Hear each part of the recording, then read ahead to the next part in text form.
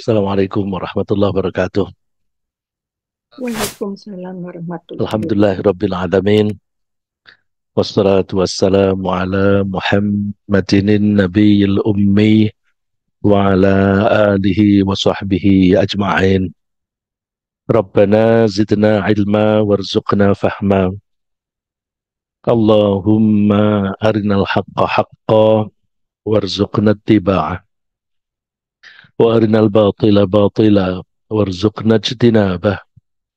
Allahumma allimna ma jahilna wa dhakkirna ma nasina minal Qur'an wa adkhilna birahmatika fi ahlil Qur'anil Karim. Amin. Bapak-bapak, ibu-ibu dan saudara-saudara sekalian yang dirahmati Allah, baik yang berada di Masjid Syuhada Rawamangun maupun yang di tempat masing-masing yang mengikuti kajian ini melalui Zoom. Alhamdulillah kita dipertemukan di Majelis Al-Quran.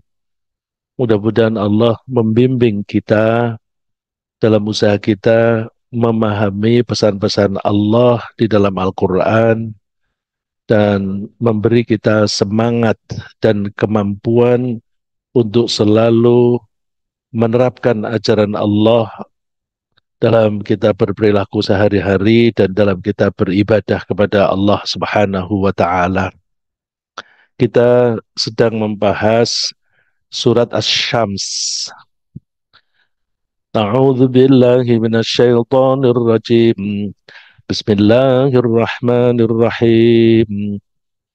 Wasyamsi wadduhaha wal qamari idza talaha wan nahari idza jallaha wal laili idza yaghshaha. Kita sudah membahas sampai dengan ayat nomor 4. Allah bersumpah dengan menyebut matahari, bulan, siang, dan malam. Isi sumpahnya nanti kita dapatkan pada ayat ke-8. Ya. Ayat ke-9, mohon maaf. Ayat ke-9 yang menunjukkan bahwa orang yang bisa membersihkan hatinya, membersihkan jiwanya akan beruntung masuk surga, dan orang yang mengotori jiwanya akan celaka masuk neraka. Setelah bersumpah dengan menyebut matahari, bulan, siang, dan malam, di ayat ke-5 dan 6 ini Allah bersumpah dengan menyebut langit dan bumi. Wassama'i wa ma banaha wal ardi wa ma tahaha. Wassama'i, dan demi langit, wa ma banaha, dan pembinaannya, pembangunannya, membangun langit. Ini kita mengartikannya bukan wa ma banaha, dan apa yang Allah bangun. Ya, ini yang tertarik bahasa Arabnya. Wa ma di sini bukan isim mausul. Kalau isim mausul berarti sesuatu atau apa-apa. Tapi ma di sini adalah ma zaidah, ma tambahan. Ma tambahan di sini membuat nilai banaha yang berupa kata kerja atau jumlah fi'liyah, nilainya sama dengan isim masdar. Jadi dengan begitu wama banaha artinya sama dengan wabina iha. Wabina iha. Bina dari kata bana, ya beni binaan. Bana membangun atau membina, binaan pembangunan atau pembinaan. Jadi wama banaha artinya sama dengan wabina iha, dan demi pembangunannya, membangun langit. Demikian juga di ayat berikutnya ada pola yang serupa, wal ardi, dan demi bumi, wa ma tohaha, dan penghamparannya. Penghamparan itu kalau bahasa Arab disebut masdar, kalau bahasa Inggris disebut gerund. Ya. Wa ma tohaha sama dengan tohaiha. Jadi Allah bersumpah dengan menyebut bumi dan penghamparannya. Bumi dibuat memberi hamparan kepada kita sehingga kita bisa tinggal di atas bumi. Saya ambilkan beberapa ayat yang relevan dengan itu yang sekaligus mengantarkan pembahasan kita kepada isi sumpah tadi, yaitu isi sumpahnya itu ada di ayat 9 dan 10. Maka saya ambil ayat-ayat yang menceritakan tentang langit dan bumi, tapi kaitannya dengan usaha manusia untuk menjaga kesucian dirinya dan mengotori dirinya. Pertama saya sebutkan bagaimana cara Allah membangun langit. Allahul ladzi rafa'as samawati bighairi 'amadin tarawnaha. Allah adalah yang mengangkat langit. Mengangkat langit berarti membuat langit berada di atas. Bandingkan dengan bumi, bumi ada di bawah, langit ada di atas. Ketika Allah membangun langit, di atas itu bighairi amadin, tanpa tiang.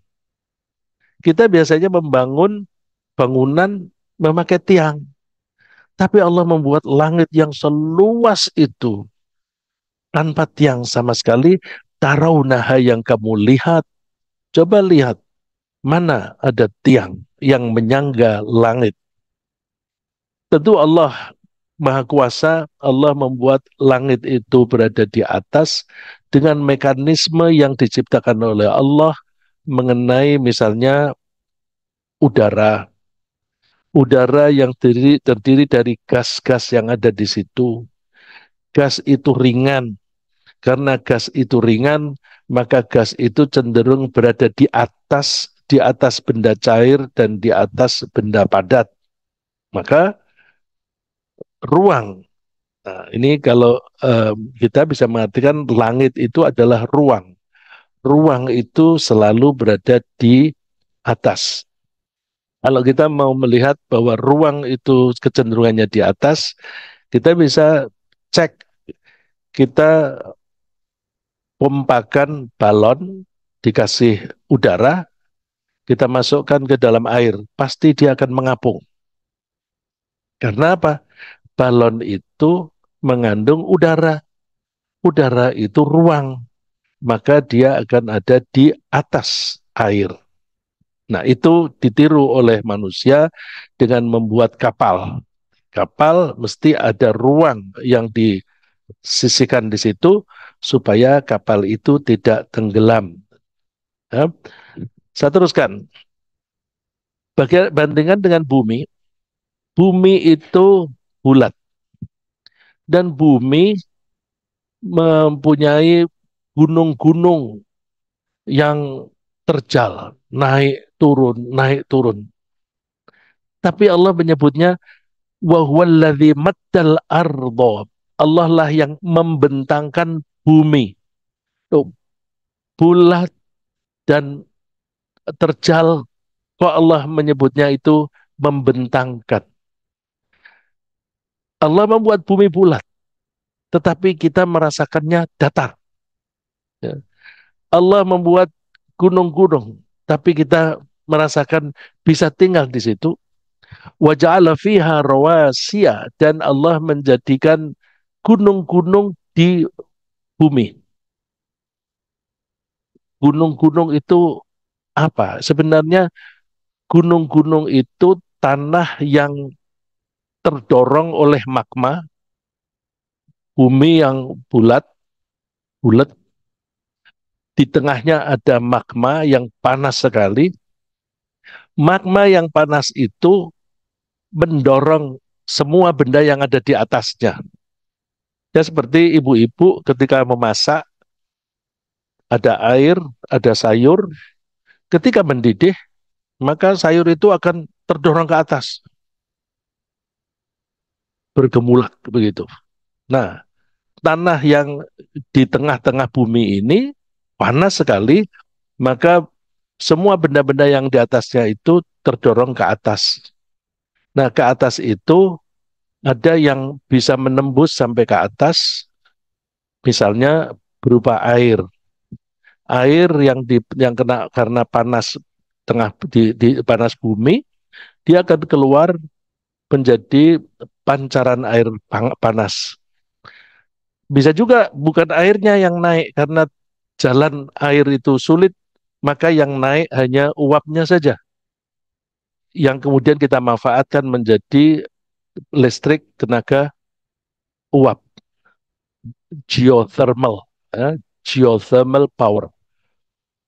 Ada juga yang didorong itu berupa minyak, minyak didorong-dorong ke atas, kemudian menjadi sumber minyak bagi kita, ya. Dan itu semuanya untuk manusia. Nah, ketika panas itu mendorong-dorong ke atas dan itu mentok dengan lempengan-lempengan besar, maka lempengan-lempengan itu naik tinggi-tinggi-tinggi menjadi gunung. Kalau ada kebocoran, maka gunung itu akan meletus dan sebagainya. Jadi Allah membuat gunung itu untuk kepentingan manusia. Karena tanpa gunung kita tidak bisa tinggal di muka bumi. Karena gunung yang tinggi itu membuat sebagian dari bumi ini terdiri dari daratan dan sebagian berupa lautan. Ya. Jadi betapa indahnya ciptaan Allah untuk kepentingan manusia. Nah, gunung yang tinggi itu bisa menampung hujan dan memang hujan diturunkan lebih banyak di sana sehingga Allah mengalirkan sungai-sungai wa anhara. Allah mengalirkan sungai-sungai dari gunung-gunung.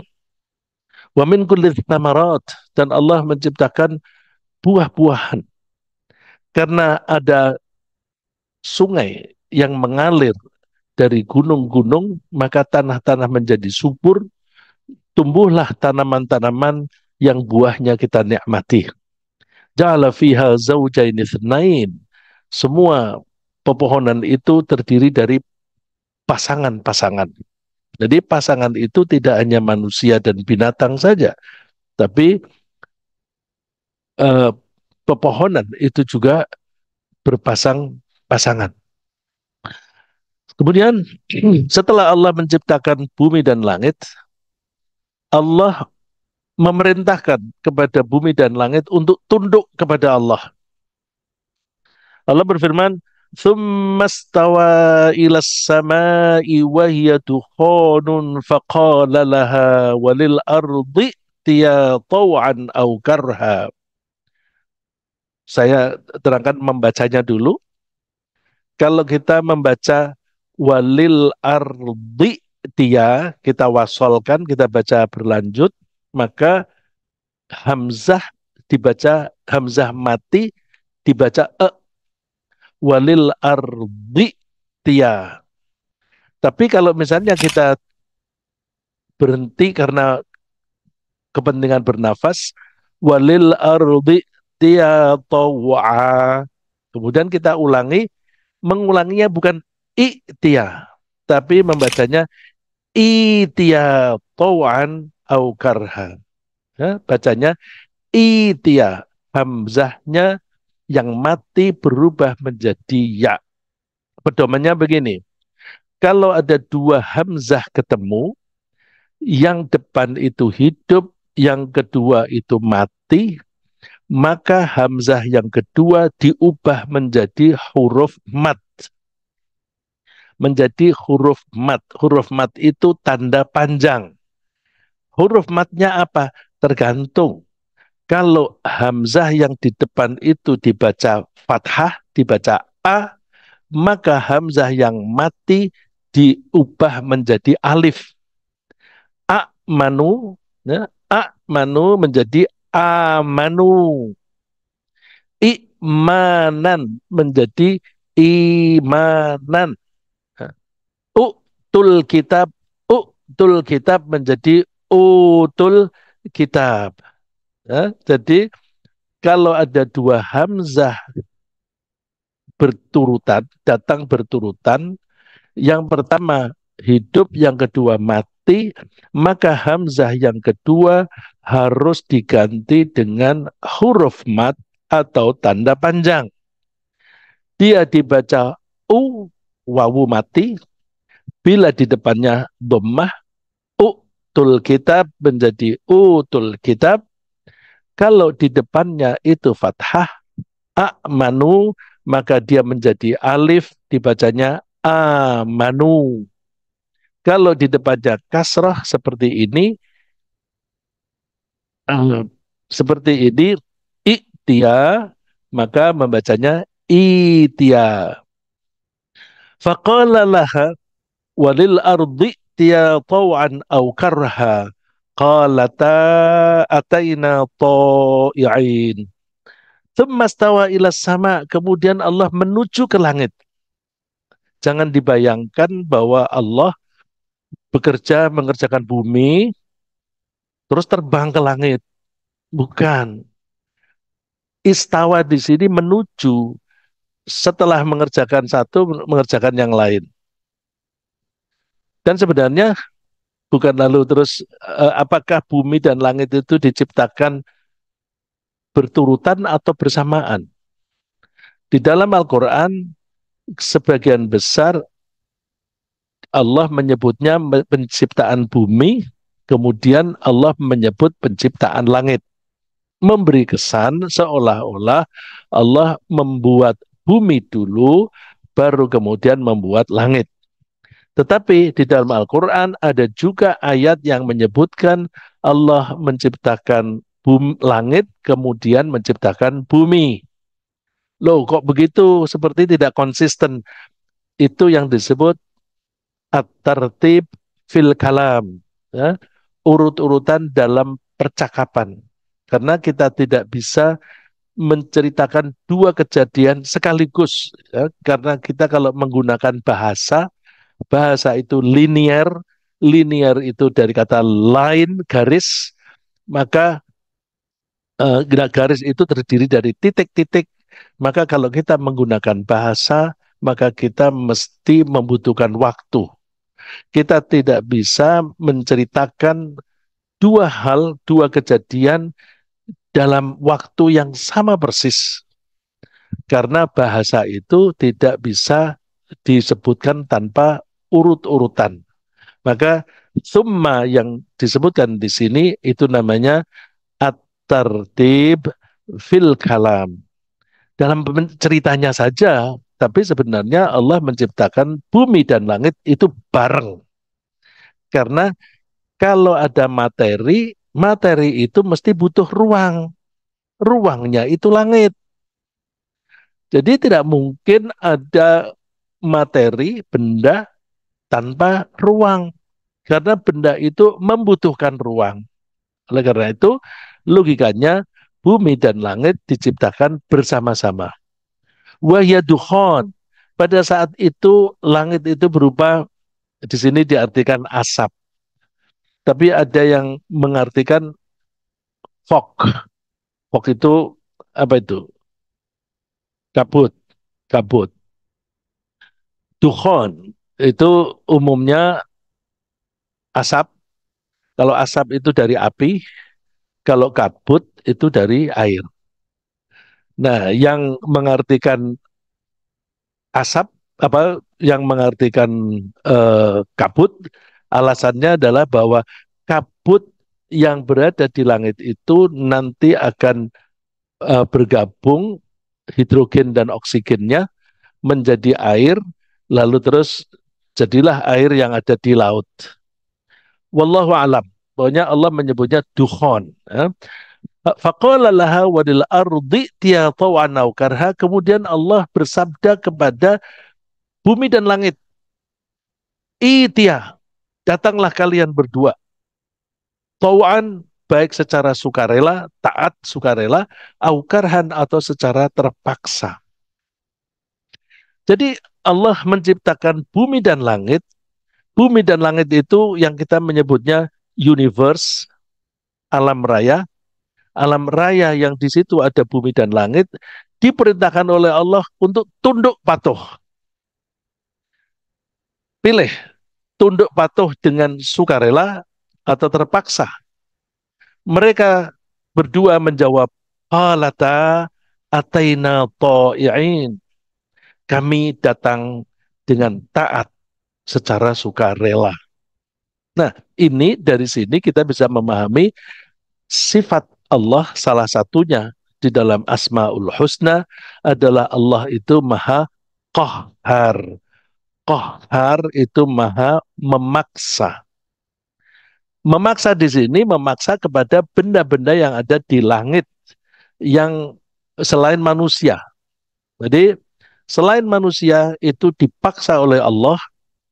Contoh yang paling gampang didemonstrasikan, ditunjukkan adalah kertas ini berasal dari bumi.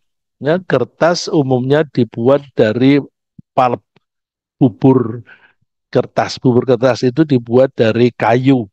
Ya. Kemudian dipres, kasih lem dan sebagainya menjadi kertas. Karena ini berasal dari bumi, maka bumi itu letaknya di bawah. Oleh Allah dipaksa. Semua yang berasal dari bumi harus jatuh ke bawah. Yang kita menyebut gravitasi. Itu dipaksa oleh Allah. Ya. Gravitasi itu bukan diciptakan oleh Newton. Newton hanya mencoba menghitung kecepatannya kalau jatuh. Tapi sebelum Newton lahir, semua benda jatuhnya mesti ke bawah. Nah, jatuhnya benda yang berasal dari bumi itu dipaksa oleh Allah. Dari Allah maksa. Tetapi benda itu melakukannya itu dengan tawaan, sukarela. Ya Allah, kami nurut, kami akan jatuh ke bawah. Dengan demikian, karena ini jatuh ke bawah, maka langit itu tetap berada di atas. Ya. Allahul ladzi rafa'as samawat. Allah yang mengangkat langit. Allah yang membuat langit di atas. Nah, dengan benda ini jatuh ke bawah, maka langit tetap berada di atas. Ini penting kita memahami ini, karena apa? Kalau semua yang ada di sekitar kita ini taat kepada Allah, tapi kita tidak taat kepada Allah, berarti kita berperilaku menyimpang, berperilaku tidak seiring, tidak harmonis dengan benda-benda yang ada di sekeliling kita. Sebagaimana kita ketahui, ibaratnya misalnya ada sungai mengalir ke selatan. Kita berenang ke utara, akan berat. Bahkan mungkin bisa terseret ke selatan kalau arusnya kuat. Jadi kita jangan menentang arus. Kalau kita menentang arus, maka kita akan hancur. Ya. Semua benda-benda di langit dan di bumi itu sudah tunduk patuh kepada Allah, maka kita harus menyesuaikan diri dengan lingkungan kita. Pelajaran ini penting, misalnya kita belajar berbisnis. Ketika kita berbisnis, kita harus berusaha menyesuaikan diri dengan lingkungan. Misalnya, saya kalau menjual pisang goreng di perumahan elit atau di hotel berbintang 5, saya menjual gorengan seperti yang dibawa muter-muter oleh orang-orang itu, tidak akan laku. Karena apa? Orang-orang yang di hotel berbintang 5 itu duitnya banyak. Mereka seleranya tinggi dan bisa membayar mahal. Jadi pisang goreng di hotel harganya bisa satu potong 25.000 misalnya. Laku. Tapi barang itu kalau dijual di kampung-kampung nggak laku. Jadi kalau kita mau menjual barang, kita sesuaikan dengan lingkungan kita termasuk pembeli. Kalau ada krisis moneter, mobil-mobil besar tidak laku. Tapi ketika ekonomi makmur seperti sekarang ini, kita lihat teman-teman kita pada cenderung mobilnya besar-besar, yang mahal-mahal, yang enak, yang nyaman. Nah, itu menyesuaikan diri dengan keadaan pembeli. Begitu pula kita harus menyesuaikan dengan keadaan karyawan. Karyawan ketika masuk pertama kali masih fresh graduate, baru lulus dari universitas, belum nikah, dikasih gaji murah, mau. Setelah bekerja, dapat gaji, aku sudah punya penghasilan tetap, aku mau nikah. Nikah, biayanya tambah. Setelah nikah, punya anak, biayanya tambah banyak. Kalau perusahaan tidak menaikkan gajinya dia akan lari, dia akan pergi. Jadi, kalau kita ingin berbisnis dengan baik, kita harus menyesuaikan dengan lingkungan. Dalam kehidupan secara umum, kalau kita tidak menyesuaikan diri dengan lingkungan, lingkungan ini semuanya sudah taat kepada Allah.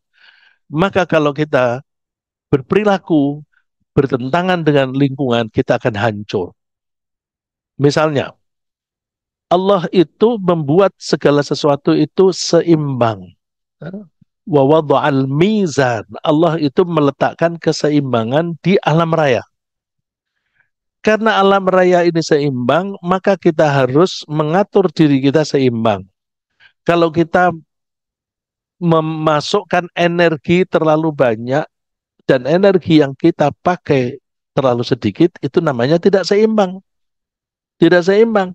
Karena intake barang yang masuk lebih besar daripada barang yang keluar. Akibatnya kegemukan dan mudah sakit. Nah, itu kalau tidak seimbang. Karena Allah itu maha menyeimbang, kalau ada seorang raja atau seorang presiden memperlakukan rakyatnya secara tidak adil, pasti kacau. Pasti ada gejolak di antara rakyat-rakyat itu karena rakyat diperlakukan secara tidak adil. Oleh karena itu, kita pegang Itia tawan au karha qalata ataina ta'ihin.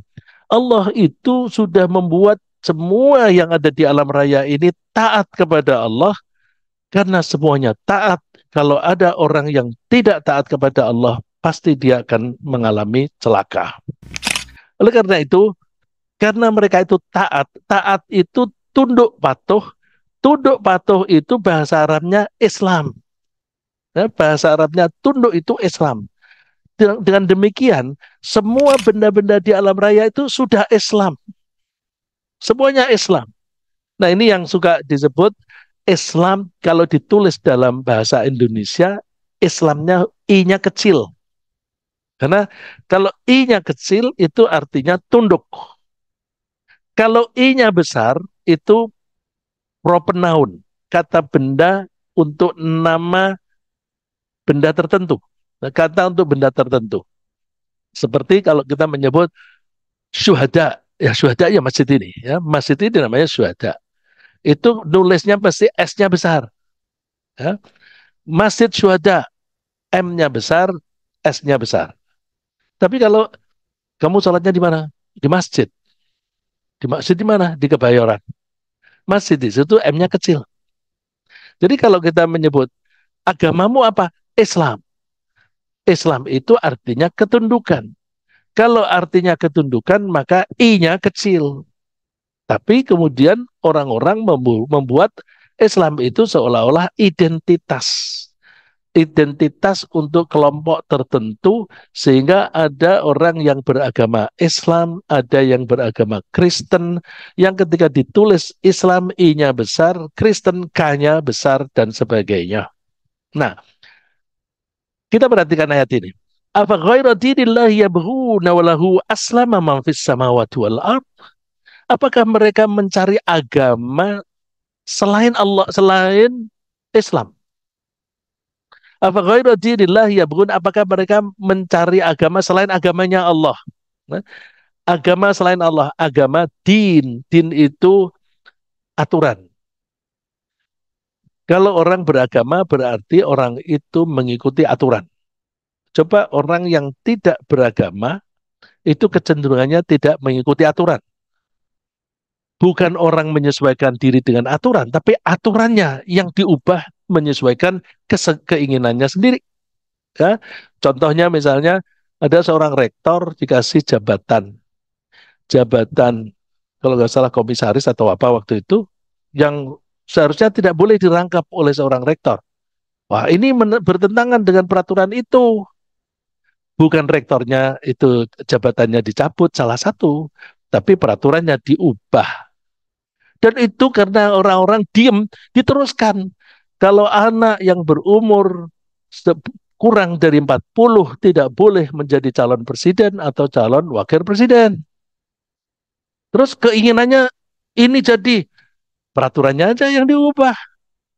Ya, kalau rektor tadi peraturannya pakai peraturan pemerintah, cukup tanda tangani presiden beres. Tapi kalau ini karena undang-undang maka harus melalui apa tuh MK, Mahkamah Konstitusi. Nah, itu berarti apa? Kita, mohon maaf saya bilang kita karena itu bangsa Indonesia, ya. Kita bangsa Indonesia. Kita orang Indonesia mempunyai kecenderungan untuk tidak taat kepada peraturan. Peraturan itu dinun. Apa ghaira dinillah yabghun? Apakah mereka itu mencari selain agama Allah? Walahu aslama man fis samawati wal ard. Padahal semua yang ada di langit dan di bumi itu sudah Islam. Sudah Islam. Coba kata-katanya eksplisit, aslama. Sudah Islam. Lu benda-benda ini semuanya sudah Islam, kok kamu tidak mau Islam? Benda-benda semuanya sudah tunduk patuh kepada Allah, kok kamu tidak tunduk? Maka kita akan hancur. Ya. Wa ilaihi yurja'un, dan nanti kita semuanya akan dikembalikan, dipanggil kembali oleh Allah untuk mempertanggungjawabkan perilaku kita. Oleh karena itu, agama yang benar adalah Islam.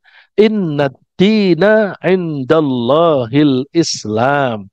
Sesungguhnya agama itu tadi saya sebut peraturan, peraturan itu dipakai di dalam kehidupan, maka peraturan itu menjadi cara menghadapi, cara berperilaku dalam hidup atau way of life.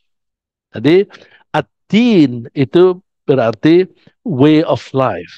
Way of life menurut Allah itu ya Islam. Tunduk patuh kepada Allah. Jadi seharusnya terjemahan di sini I-nya itu I kecil, tapi kita cenderungnya pakai I besar. Nah, agama Islam itu tidak hanya agamanya Nabi Muhammad. Maka kalau didefinisikan agama Islam itu apa? Agama Islam adalah agama yang dibawa oleh Nabi Muhammad SAW. Oh, itu memperkecil arti Islam. Memperkecil arti Islam. Karena Islam itu bukan hanya agamanya Nabi Muhammad saja. Nabi Ibrahim pun agama juga Islam. Ya, coba kita perhatikan. Millata abikum Ibrahim.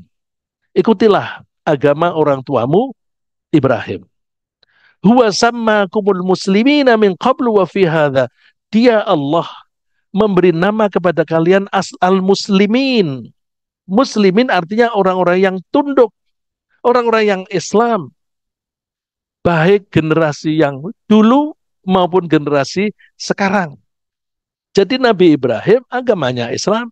Semua nabi itu agamanya Islam. Liyakunar rasulu alaikum, liyakunar rasulu syahidan alaikum wa takunu syuhada 'alan nas, supaya Nabi Muhammad itu menjadi saksi dan kalian pun menjadi saksi bagi manusia. Kita diharapkan kita itu semuanya tunduk, maka kita bisa memberikan kesaksian bahwa apakah penduduk dunia ini tunduk kepada Allah atau tidak. Ya, oleh karena itu agama yang paling baik adalah Islam. Wa man ahsanu dinam mimman aslama wajhahu lillahi wa huwa muhsinu wattaba'a millata Ibrahim hanifa. Sekaligus ayat ini membantah bahwa semua agama sama. Tidak, ya. Tidak semua agama sama, karena ada agama yang baik, ada yang lebih baik, itu ada agama yang sesuai dengan ketaatan kepada Allah dan ada yang tidak sesuai dengan ketaatan kepada Allah. Maka agama yang paling baik adalah agama ketundukan. Waman ahsanu dinam mimman aslama wajah. Siapa yang lebih bagus agamanya dibanding orang yang tunduk, ya, yang Islam, yang menundukkan wajahnya, menundukkan dirinya kepada Allah. Wa huwa muhsin, dan dia berperilaku baik, wattaba'a millata Ibrahim hanifa, dan dia mengikuti agama Nabi Ibrahim yang lurus. Dan karena itu, maka orang yang mengikuti agama selain ketundukan kepada Allah tidak akan diterima. Wa may yabtaghi ghairal islami dina, siapa yang mencari agama selain Islam, fala yuqbala minh, maka dia tidak akan diterima, agamanya tidak akan diterima oleh Allah. Karena tidak diterima, wa huwa fil akhirati minal khasirin, maka di akhirat orang itu akan menjadi orang yang merugi. Ya, sudah payah-payah di dunia, bekerja keras, dia pikir dia sudah berbuat baik, tapi ternyata masuk ke neraka. Terima kasih. Saya kira sementara demikian. Eh, Barangkali ada yang ingin menyampaikan sesuatu, silakan.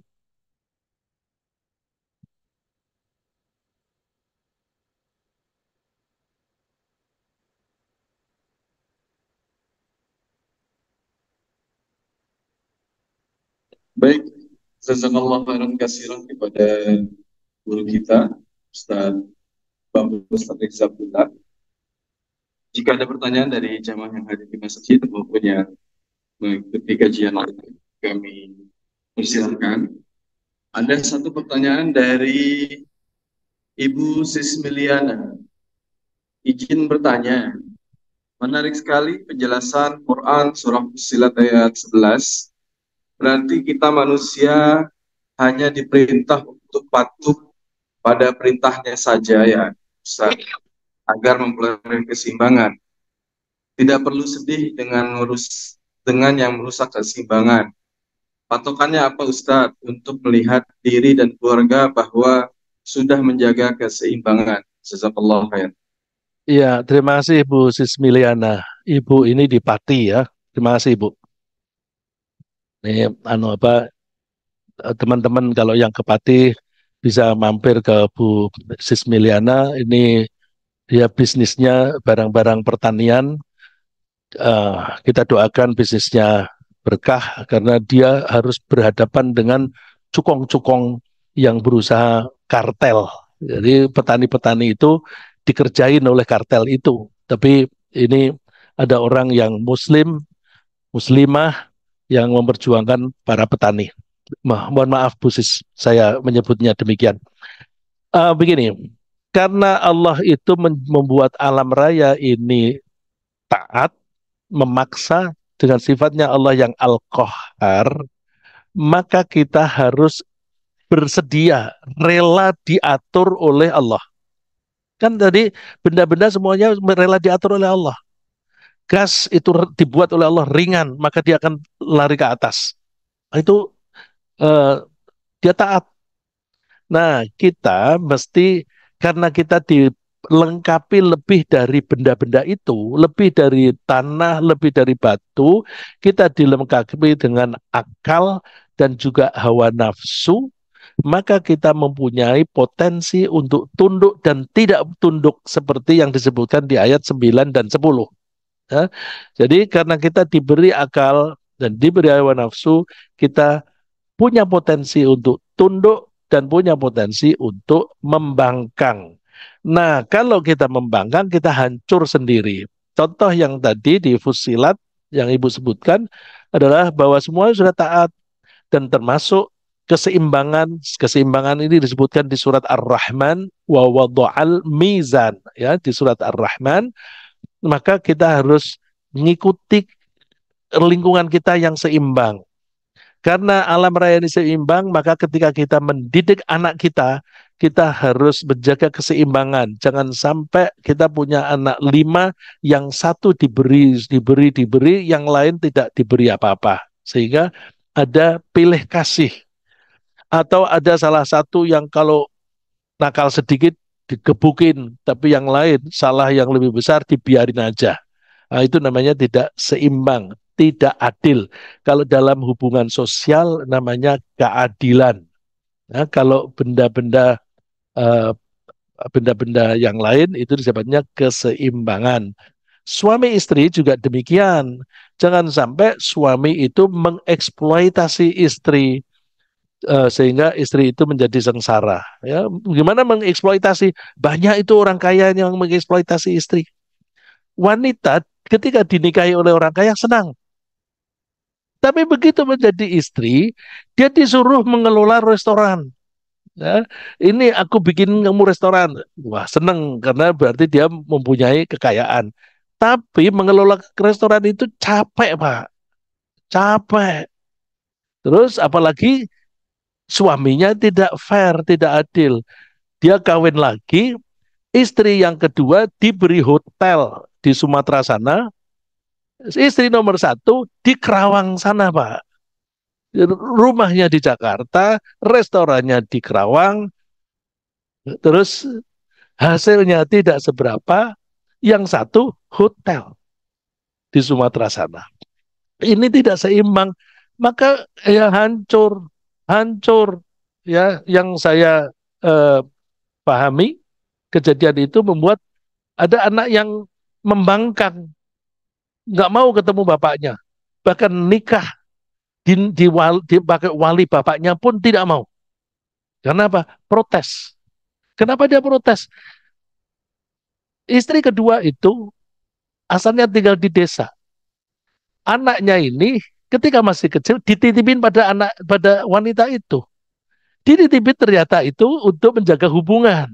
Setelah menjadi akrab terus dinikahin. Sehingga dan lagi disalah-salahkan. Ya kenapa kok kawin lagi? Ya gara-gara anak ini. Wah, dia protes. Nah, ini ada perlakuan yang tidak fair antara istri satu dengan istri yang lain.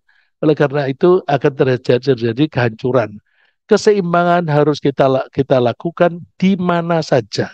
Keseimbangan tadi yang saya kasih contoh badan kita. Kita memasukkan energi, kalori yang masuk ke badan kita harus dikeluarkan lagi sejumlah itu. Atmosfer, Allah memasukkan energi dari sinar matahari, energi yang masuk ke dalam atmosfer dalam satu hari jumlahnya sama persis dengan energi yang keluar. Dengan kesamaan ini, maka suhu di dalam atmosfer itu stabil. Coba kalau yang masuk lebih banyak daripada yang keluar, makin hari kita makin panas. Kita nggak nyaman tinggal di sini, ya. Karena keseimbangan itu, karena keadilan itu, maka kita nyaman dalam hidup di dunia ini. Dan itu kita jaga di mana saja. Ketika menjadi guru, jangan sampai ada murid yang diperhatikan, ada murid yang tidak diperhatikan. Saya pernah menjadi asisten dosen, muridnya jurusan kesejahteraan keluarga, wanita semua. Suatu saat saya berhalangan, saya minta tolong kepada teman. Tolong mas, aku gantiin, aku mau nengok orang tua. Terus dia bilang, sialan aku dikerjain oleh para mahasiswa. Dikerjain. Kok dosen dikerjain? Saya tanya, gimana? Itu apaan Pak? Yang ditanyain hanya yang cantik-cantik doang. Nah, itu namanya tidak adil ya, Bu Sis. Keadilan kalau ibu berdagang, ibu mesti memperlakukan para pembeli itu dengan adil ya. Kalau itu adil, insya Allah dagangan ibu akan laris. Ya. Mudah-mudahan saya sudah menjawab. Terima kasih.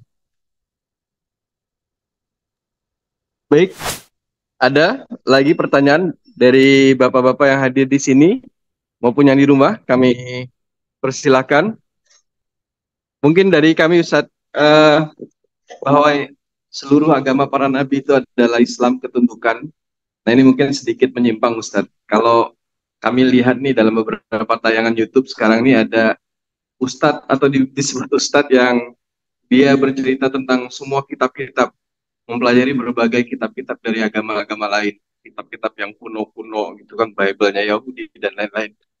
Nah, bagaimana sikap kita, Ustadz? Apakah kita yang awam ini memang perlu juga untuk mengetahui, membaca kitab-kitab kuno-kuno yang itu apa namanya dibilang adalah ajaran agama-agama sebelum Islam? Masih begini, Pak. Eh, kalau buku itu asli, otentik dari Allah, kita pelajari. Tapi kalau itu sudah tercampur, kita tidak bisa memilah-milah mana yang asli dari Allah dan mana yang tidak.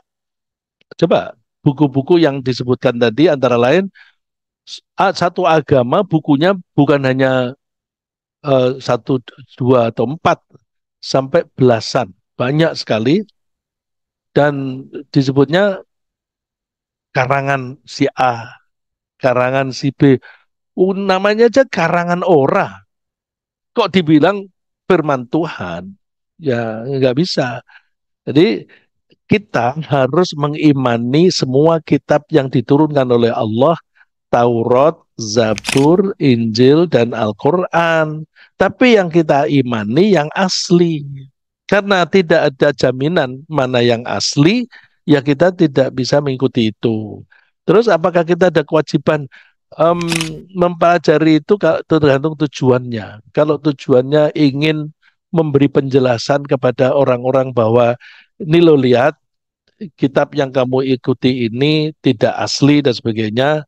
Nah, terus bisa menunjukkan bukti-bukti itu kalau dimaksudkan untuk dakwah, maka itu hukumnya wajib kifayah. Paling banter itu wajib kifayah. Kifayah itu tidak harus kita semuanya mempelajari itu. Satu dua aja cukup. Jadi makanya kalau saya di pengajian orang-orang ekspatriat, saya dulu seminggu sekali itu ada pengajian untuk ekspatriat. Nah, kebetulan yang menjadi tuan rumah itu teman dari Amerika yang dulunya itu paham banget dengan agamanya. Maka kalau ada pertanyaan berkaitan dengan agama Nasrani, saya persilakan dia yang jawab. Atau ada satu lagi orang Amerika lagi yang dia mantan pendeta masuk Islam. Nah, itu saya persilakan dia saja yang jawab. Karena kalau saya belajar itu butuh waktu lama. Nah, dari perhitungannya gini, waktu 1 jam, mana lebih baik saya pakai untuk mempelajari Al-Quran atau untuk mempelajari Bible? Ya kan? Kalau saya sudah menguasai Al-Quran, kemudian saya mempelajari Bible, oke. Al-Quran saja saya belum menguasai kok. Jadi ada skala prioritas. Kira-kira begitu, Pak. Terima kasih. Jazakallah khairan katsiran. Ada pertanyaan dari jamaah lain? Kami persilakan. Cukup mungkin sambil menunggu apakah ada pertanyaan dari yang mengikuti online. Silahkan jika yang ingin mengikuti online bisa mengaktifkan mic-nya dan bertanya langsung. Tapi ingin saya sampaikan juga, ini ada informasi bahwa guru kita Bapak Ustadz Rikza ini, alhamdulillah beliau ada beberapa pesantren yang beliau ikut mengurus, baik itu pesantren yang ada di Semarang, Hamalatil Quran, Yayasan Hamalatil Quran, maupun ada pesantren yang berada di salah satunya di lingkungan kita, yaitu Yayasan Darul Quran wal Aimah, di mana kedua yayasan ini dalam operasionalnya juga butuh bantuan dana dari yang insya Allah kalau ada dari Bapak Ibu kami persilakan untuk bisa membantunya dan bisa melibatnya dari pertanyaan di kolom chat. Saya kira itu informasi dari kami. Ya. Baik. Sebagai terakhir, ada pertanyaan dari Bapak Ibu semua? Cukup.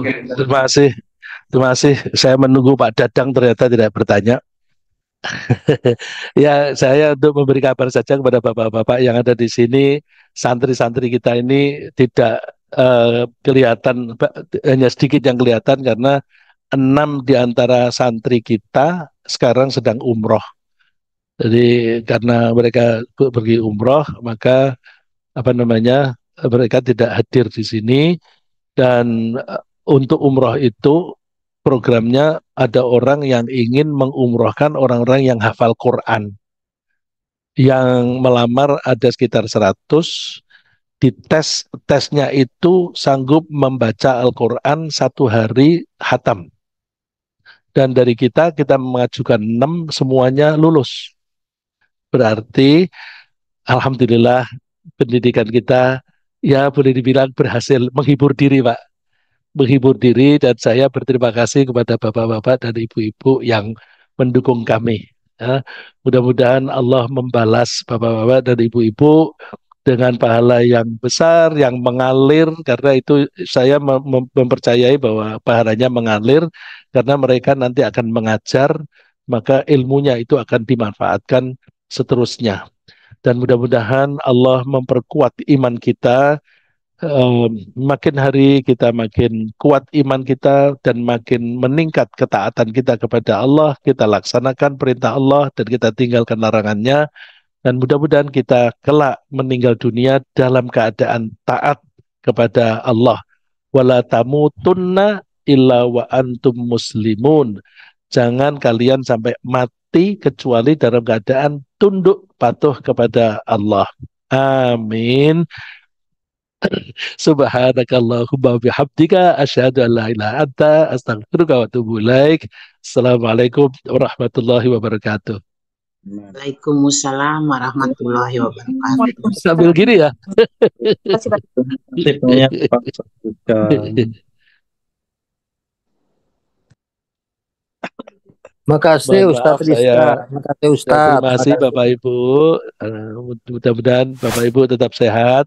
Saya sudahin, saya tutup ya Bu. Ya,